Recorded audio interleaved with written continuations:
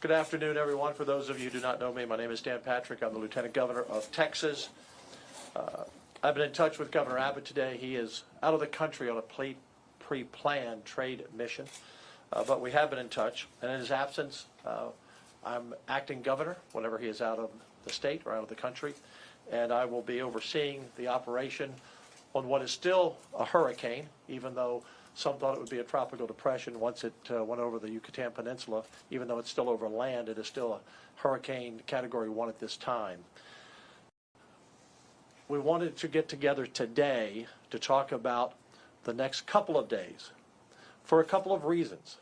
Number one, if you look at a couple of the charts that we brought in today, you can see just since July 3rd how the track and the cone has moved more to Texas, away from Mexico. You know, this storm began Monday. It has devastated several islands in the Caribbean. It's the earliest Category 5 storm in history. This is a determined storm that is still strong, even over the Yucatan Peninsula. It's not broken up as the National Weather Service may have predicted at some point. So as we saw the track move our way, and right now the cone goes all the way almost up to the Texas-Louisiana border, everyone along the coast should be paying attention to this storm. We pray and we hope for nothing more than a rain event. But we prepare at the state for the worst case scenario. And we have the best emergency management team in the country. They have been working on and preparing for this storm in the event it turned towards Texas for some days now.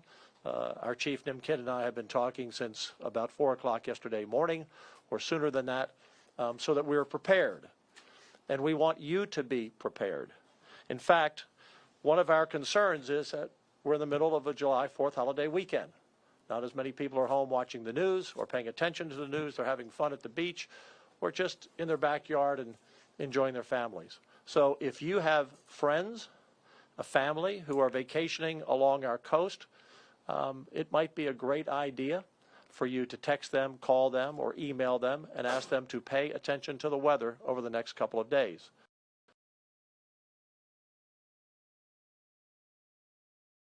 With heavy rain that could be 12 to 15 inches in some areas. We don't know exactly sure yet where that may be, whether it's heavy rain and flooding or if it's a hurricane Category 1, 2, or worse. It would be here likely on Monday, and we'd start seeing the impact of that starting on Sunday. Again, we're preparing for the worst, praying and hoping for the least amount of rain and a lesser storm, but you want to be in position of wherever you're going to be by Monday.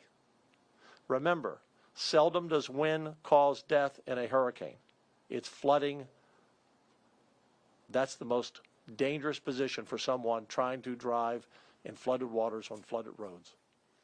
I've just finished a briefing, a very deep briefing with our Emergency Management Council of the state, all over the state, and our local mayors and judges have been in touch with the chief for the last couple of days, and they are preparing.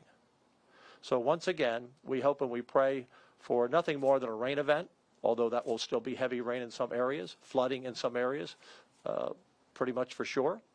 But we're going to have to be patient, not preparing, and you should not be patient preparing, but we're going to have to see this storm move off of the peninsula, off the land, and into the Gulf of Mexico. And once that does, in the next 15 to 20 hours or so, it's a very slow-moving storm, about 6 miles per hour.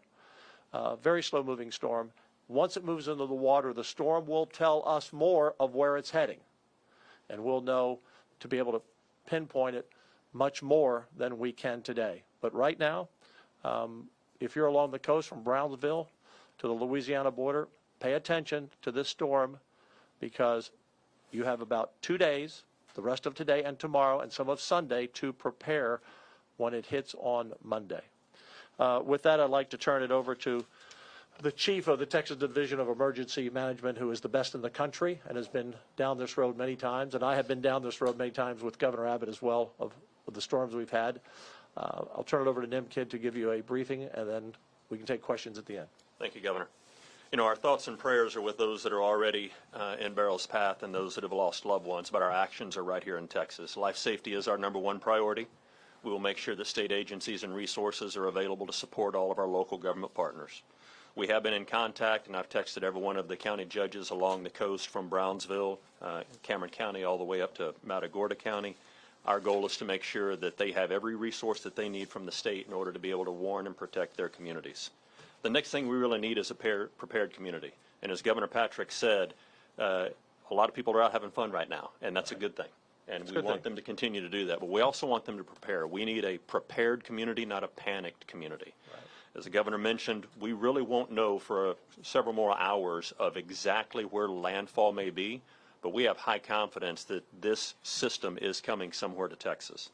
With that, we would ask that people take the time to make sure that their vehicles are fueled, make sure that they have food and water, and that they've taken care of their pets, check on their family members, and take the time now to prepare so that whenever this thing is making landfall, you're already where you need to be. And for the folks who aren't on the coast or don't live near the coast, even up as far as San Antonio, New Braunfels, Waco, maybe even in 5 or 6 days of Texarkana, there could be heavy rain. And heavy rain could be 8 inches, could be 10 inches, could be 12 inches or more, and could be flooding. Because again, this is a slow-moving storm, and hurricanes and tropical storms drop a lot of rain in a short period of time, and the longer that storm is over the area, the more rain it drops. So I think with confidence we can say there will be flooding. Yes, we just can't pinpoint it yet, but do not relax. Sit back and say, well, that's going to hit the coast, and I'm fine if you're a few counties inland, because this storm could bring a lot of rain. I also want to mention, if you're along the coast, again, if you have family and friends that are vacationing on the coast, text them, make sure they pay attention, but tell them about the rip currents. You always hear about it, but the rip currents are going to be really bad. We've already had some incidences with rip currents already, but the rip currents, when this storm starts moving our way in another 48 hours, will only get worse. And it will be pretty dangerous to be in the water once you get to Sunday, or even now and tomorrow. They're just strong. Yes, sir. Any questions? Governor, you mentioned, of course, it's a holiday weekend. Yes. Just to emphasize the point, how are travel conditions looking, road conditions, flight schedules? How is that going to influence how people get home? So drivetexas.org is the place that we would like for you to be helping us get that message out. TxDOT has already talked to their construction crews and their maintenance crews to make sure all evacuation routes and any of the construction zones are free and clear of debris. Texas Highway Patrol is out monitoring those roadways as well. And listen, talking to our local county judges and mayors, remember in Texas, mayors and judges are the only ones that can mandate an evacuation. Our conversation with those judges along the coast is some of them have issued voluntary evacuations already for low-lying areas, and we're going to have to start watching, because when tropical storm force winds, 35 miles an hour or greater, start moving in, those that are along the coast in RVs are going to have a very hard time traveling. So that's why we need your help in getting that message out now, to pay attention to the weather.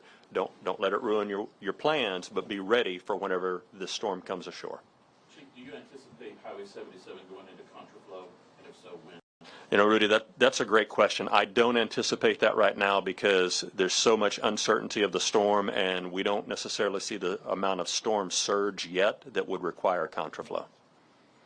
Mentioning surge and the uncertainty, what preparations are needed or are being made in terms of protecting oil refineries and rigs on the coast right now? Yeah, great question. So one of the weather services that we use, in addition to the National Weather Service, is a private contractor that all of those rigs use. They've already started moving their people out for unnecessary employees to be in a safe place. Lieutenant Governor, I noticed that Corpus Christi posted on their Facebook site this morning, they have issued 10,000 sandbags, and they're out. Is there anything the state can help these small communities replenish the sandbag stuff? Is that being done? Yes, it is being done, and you've got the specifics on that. And Rudy, we'll reach back out and talk to them. Yes. I'm not aware that they've even asked us for help yet, but we'll reach out to them. Thanks for that heads up. Some folks along the coast have brought up the issue that they've experienced in the aftermath of past storms and price gouging for food and essentials.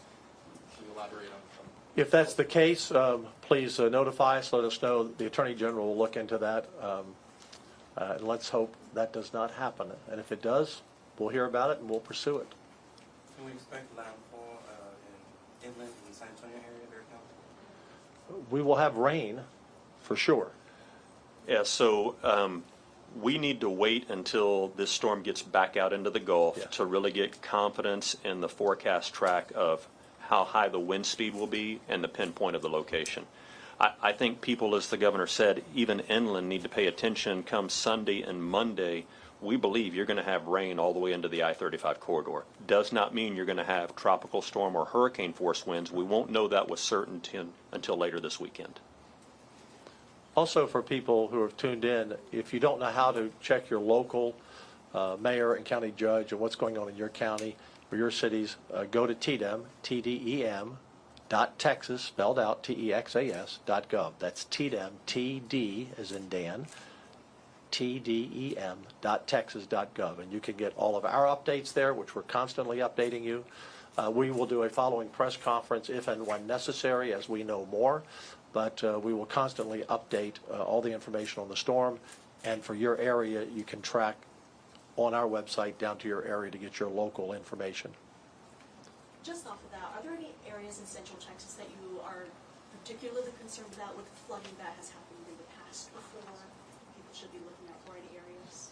You know, I would say let's see where the rain falls, and that will help us determine. And we've got about 2 to 3 days before we start seeing the real impacts of that. I would hate to put people in any sort of panic mode right now about where it may be and then it not show up there. What we do know is this thing is going to impact Texas somewhere, and it's going to drop a lot of rain. We need a little bit of patience, as the governor mentioned, between now and the time that it gets back out into the Gulf to have a better idea of where it's going. I'll just conclude by saying I've lived in Texas 42 years, and most of it in the coastal area. And the thing I always am concerned about are people being prepared, and particularly storms that hit us like this one, coming across the peninsula relatively in a short time, as opposed to seeing it out coming up through the Gulf. And it's, you know, the target is on somewhere on the Texas coast, and we see it for days and days ahead. And this storm, you know, a lot of people don't even realize probably there's a hurricane out there about to come into the Gulf. So that's a real concern, and that's why we wanted to have the press conference today, to be sure, no panic, preparation, but we are going to be prepared for the worst, and we have assets ready to deploy as soon as we know a better direction of where that storm is going. But everyone along the coast should be vigilant, be in place by Monday, wherever you're going to be. Monday will not be a good driving day for most counties.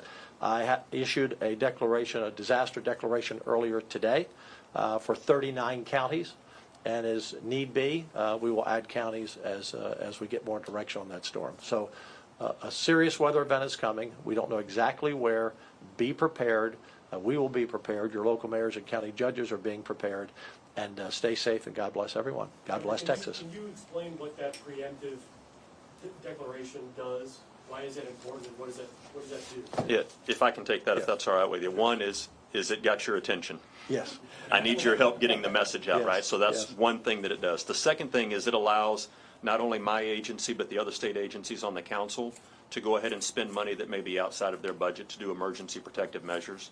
The third thing is it allows our local county judges in cities and counties to do the same thing. So it's warning to the public that there is an event that's taken very seriously, and then allows us to move resources and do contracts that we need to do right away. All right, thank you all. Thank you all Thank very you. much.